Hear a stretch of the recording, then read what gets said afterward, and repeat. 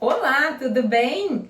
Ai meu Deus, agora a história se repete em relação ao leite, né? Uma hora pode, outra hora não pode.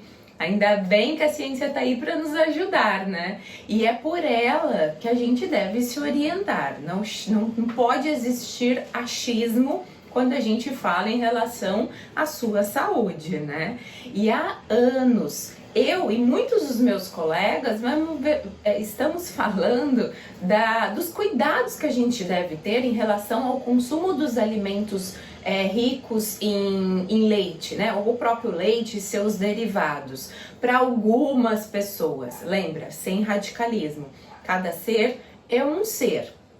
Agora, vem sendo publicado alguns estudos, já há algum tempo, em relação aos benefícios que o leite e seus derivados poderiam aumentar no nosso organismo, poderiam contribuir para uma ação anti-inflamatória. E nesses estudos, eu vou deixar aqui na descrição a referência desse estudo que eu tô falando, tá bom? Ele fala o seguinte: ele fala que o leite e seus derivados lá a nível intestinal, através da fermentação das bactérias, estimularia a produção de interleucina 10. Essa interleucina é um fator de crescimento e diferenciação das células de defesa, das células B, né? Células de defesa humoral do nosso corpo, que protege o nosso corpo contra um corpo estranho, um patógeno específico. E aí, a gente deve estimular o nosso senso crítico, né? Quando a gente recebe uma informação e não sair replicando aquilo como se fosse verdade absoluta. Eu vou pôr aqui a minha análise e ver aí se você concorda comigo. Esse estudo ele fala o seguinte, que lá a nível intestinal o leite estimularia a produção de interleucina através da fermentação bacteriana. Aí eu te pergunto, como está a microbiota intestinal aí no seu corpo? Você está equilibrado? A quantidade de bactérias boas e bactérias ruins estão em harmonia para que você tenha realmente essa fermentação correta e aí sim a liberação dessas interleucinas que estimularia o sistema imunológico de proteção? Tudo isso tem que ser analisado. Surge ainda uma dúvida de como seria essa microbiota, né? Você fala, Jaque, será que a minha microbiota é boa ou não? Você tem que saber se a sua microbiota tá equilibrada. Deixa eu te dar um exemplo. Como está os seus gases aí? Qual o odor dos seus gases? Estão inodoros, você solta, não sente nada, ou você é daquelas pessoas que, nossa, os gases são horríveis, um odor horrível e ainda causa aqueles desconfortos, aquele estufamento.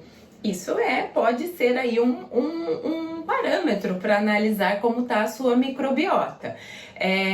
Outra coisa, o intestino, ele tem vários fatores para se tornar um intestino saudável. Além da microbiota que eu acabei de falar, existe a permeabilidade. Ali tem que ter uma proteção, as microvilosidades ali tem que estar bonitinha para que esse processo de estímulo, de absorção seja boa. A quantidade de enzimas no processo digestivo, e aí eu falo desde da boca, do estômago até o intestino, está envolvido nesse processo de perfeita digestibilidade, depois fermentação e depois absorção. Outro detalhe que a gente pode analisar aí nesse contexto, nesse estudo ou nos outros também. Em nenhum momento eles comentam que o leite não tem proteína inflamatória, proteína que poderiam causar reações inflamatórias em algumas pessoas. Como a gente sabe disso?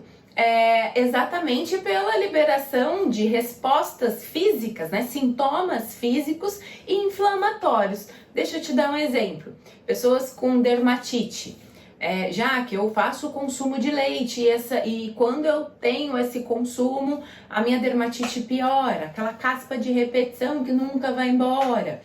Isso é um fator que pode aumentar a inflamação do nosso corpo devido à presença dessas proteínas estranhas. O artigo fala que aumenta a proteção contra essas proteínas estranhas através da ativação do sistema imunológico, né? Que vai proteger a gente. Mas aí que tá, cada ser tem uma capacidade de sistema imunológico. Outro detalhe que a gente tem que analisar antes de sair propagando aí informações. Com que frequência, qual a tolerância desse sistema imunológico em combater essas proteínas e realmente não ter essa ação inflamatória? Muitos são os fatores que a gente tem que analisar antes de afirmar que é inflamatório ou é anti-inflamatório, até como diz aí em alguns estudos. Combinado? Lembre-se sempre, você é um ser único e não deve ser generalizado. O que é bom para um não é bom para o outro. Tem que ser estudado caso a caso. Tem pessoas sim que podem consumir os leites e seus derivados numa boa, que não tem nada. Qual o problema?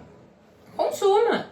Agora, se você é do perfil que não tem tanta aceitação em relação a esses alimentos, onde o seu corpo, o seu sistema imunológico, a microbiota ainda não está equilibrada, e isso causa, sim, sintomas no seu corpo, vamos então ajudar esse intestino a ficar bom, para que você tenha uma microbiota boa e consiga melhorar seu sistema imunológico? E aí, quem sabe, entrar com esses alimentos mais espaçados, ao invés de todos os dias, durante a vida inteira, consumir algum alimento rico nesses alimentos, no leite e seus derivados. Olha como que a gente pode manejar o uso desses alimentos sem uma restrição completa ou sem o uso contínuo, né, ininterrupto. Gostou dessa dica? Pensa aí, analisa como você tá para depois fazer ou não o uso desses alimentos. Um abraço, espero ter te ajudado, tá bom? Tchau, tchau!